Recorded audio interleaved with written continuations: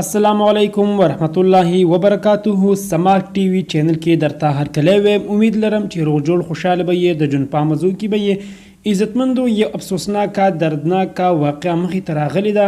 په بنجوسا کلي کې یو ښایسته ځوان چا ظالمانو ډیر بې دردۍ سره قتل کړی دی، چې د ظلم انتهای ورسره کړې ده. اول یې په ډانګونو یعنې په لرګو وهلی دی، هغې نه بعد یې په تمانچه ویشتی دی، او ښه ظالمان په تښتېدو کې بریا شوي دي.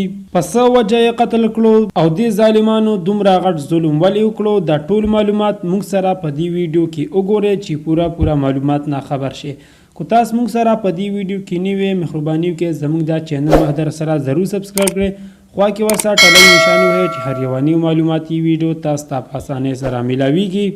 دوستانو، بنجوسا کلی کې چې دا کلی کشمیر علاقې سره تعلق لري، د رپورټ مطابق دې کس مخکې په یو زنانه باندې ډزې کړې وي چې هغې وجې سره هغه زخمي شوې وه. د دې واقعې نه پس به د دوی دښمنان ورته په لاره کې ناست دي، په موټرسایکل دا بل خوا روانو، ودرولی دی. اول یې په لرګو ډېر زیات وهلی دی، هغې نه بعد یې په تمانچه ویشتی دی. ډېر په ظلم او بې دردۍ سره یې قتل کړی دی. الله تعالی دې مغفرت نصیب کړي او کوروالو ته دې الله تعالی د زړه صبر ورکړي. دوستانو، نن سبا دا واقعې ډېرې زیاتې شوي دي، ځای په ځای دا واقعې راځي. الله تعالی دې رحم وکړي، الله تعالی دې هر مسلمان د غم او پریشانۍ او داسې قسمه افاتو نه وساتي.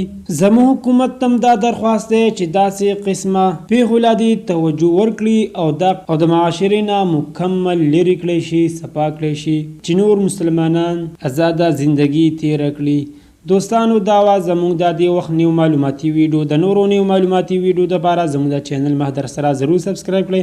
خوا کې ورسره ټلی نشان وهئ چې هر یوه نیو معلوماتي ویډیو تاسو ته په اسانۍ سره میلاویږي. والسلام.